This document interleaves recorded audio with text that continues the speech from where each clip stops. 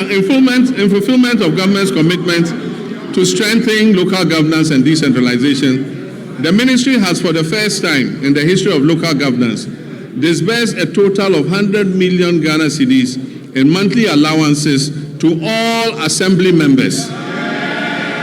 Unprecedented, assembly members have received their allowances. The Ministry of Local Government, Chieftaincy and Religious Affairs has also finalized designs for the new 24-hour economy modern markets to be constructed in all metropolitan, municipal and district assemblies. Mr. Speaker, procurement processes are far advanced to commence the construction of these markets. And very soon, in all your district, honorable members, you will have a 24-hour market operational. Mr. Speaker, our tourism and creative arts sector has a lot to offer. Creatives using the new media are giving our nation greater prominence than we could have achieved through any first-class traditional media outlet. Our economy will not be built only by traditional sectors, but also by human creativity sectors that will absorb those people who will be displaced from the shop floor by the new AI technologies that are being rolled out. Ghana has become a favorite tourist destination because of our history, culture, our arts, our music, our fashion, and our food. Government has allocated 20 million Ghana cedis to the film sector alone. This is going to the film sector to support Kumawood and Gollywood and all the woods. Mr. Speaker, another 20 million cedis has been given for the other creative sectors. I believe that this injection of money will bolster our creative sectors. Mr. Speaker, I wish to assure the creative industry and the Ministry of Tourism that I'll be your personal ambassador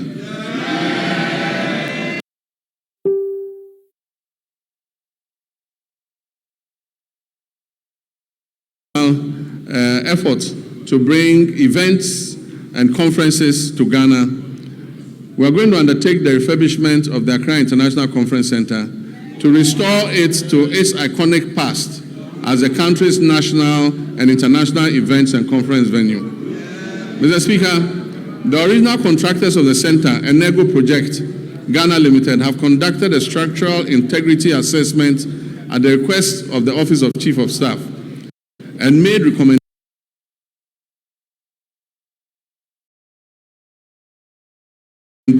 for renovation and refurbishment. They will commence this work in the next few weeks. But Mr. Speaker, the AICC is not enough for a country seeking to develop its creative sector and become West Africa's destination for meetings, conferences, musical concerts, and entertainment. So working with the private sector, work will also commence this year on a befitting convention and creative events center to position Ghana as West Africa's leading hub for meetings, incentives, conferences, and exhibitions and creative events. Ghana will also begin this year the renovation of the State Banquet Hall, which has been closed for a couple of years. Mr. Speaker, this year we will strengthen Ghana's standing in the major global and continental sporting events. We will make our 5th FIFA World Cup appearance. And for us, this is an opportunity to boost national branding and the economy beyond just sports. Mr. Speaker, supporters and other people interested in going to support the team would have to submit a visa request to the American Embassy. We are being told that we must ensure that supporters who go return on the visas. It has taken a lot of work to restore Ghana's 5-year non-immigrant visas and take us off the ban list. It is my hope that this event will not send thousands of Ghanaians to America and get us back on the ban list. Mr. Speaker, the Black Queens will compete at the 2026 African Cup of Nations, Women's African Cup of Nations, building on their bronze medal finish in Morocco. At the youth level, Ghana will participate in the 2026 Youth Olympic Games in Dakar with a multidisciplinary team aimed at strengthening long-term elite pathways. will also compete at the Commonwealth Games 2026 in Glasgow, reinforcing Ghana's presence across the Commonwealth sporting landscape.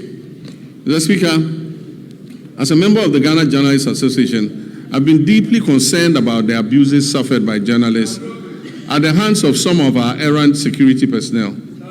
I've asked the leadership of the security agencies to take firm action and to reorient their men and women on the need to be accommodating to journalists who are only doing their job of keeping citizens informed. I've also been concerned about the state of our state-owned media, most of which have suffered from historical underfunding and grappling with deteriorating infrastructure and facilities. I recently toured these media houses to learn about their challenges at first hand, and we're currently putting together a revitalization plan to leverage their valuable assets and re-inject life into their operations. The reintroduction of the Media Development Fund is also being reconsidered to support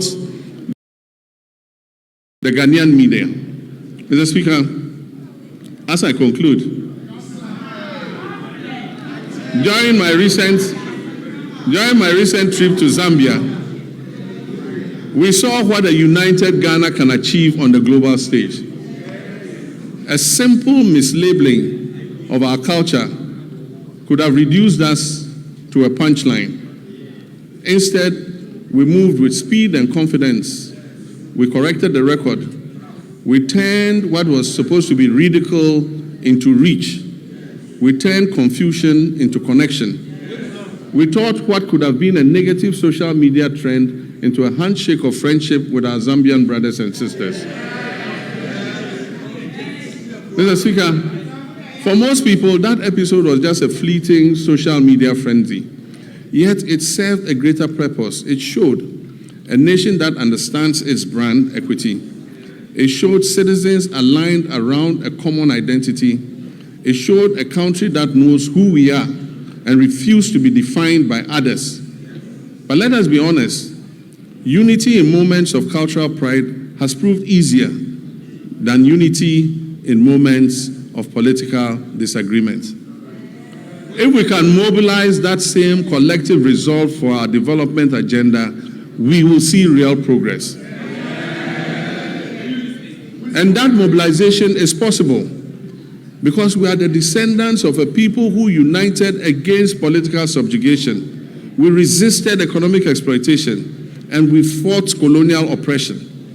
Mr. Speaker, our pursuit of national development today demands that same unity of purpose. We must reject misrepresentation and distortion that detract from our collective progress. We must guard our development as firmly as we guard our cultural identity. We must act as one people with one purpose. Mr. Speaker, in public life, there is a simple maxim we're all very familiar with, and it says that the buck stops with the president. Mr. Speaker, I not only agree with this. Every day I hold office of president, I live by that statement that the buck stops with me. The ultimate responsibility for the direction of this nation rests with the office that I hold, and I'll never shirk that duty. But nation building is not merely a question of who provides the strategic direction and who bears the final responsibility. It is a long chain of efforts that carries intent into reality, from policy conception to laws enacted, to resources mobilized, to services delivered, to value created on farms, in workshops, in classrooms, in markets, and in enterprises across our land. Mr. Speaker, it is here that the strength of a people reveals itself. It is in the countless acts of competence, integrity, and industry by citizens of every calling whose work turns national purpose into lived reality. Mr. Speaker, while the bulk may stop with me, the work of nation building goes beyond that. Through the labor, enterprise, and civic spirit of millions of Ghanaians whose daily efforts give policy life. Mr. Speaker, I will continue to carry the weight of final accountability. And I ask in equal measure that our citizens bring their full measure of energy, skills, and patriotism to the common task of advancing our country. That is how nations are built. That is how economies grow. No policy can substitute for civic duty. No program can replace the quiet discipline with which millions of Ghanaians sustain their families, serve their communities, and carry this republic forward each day.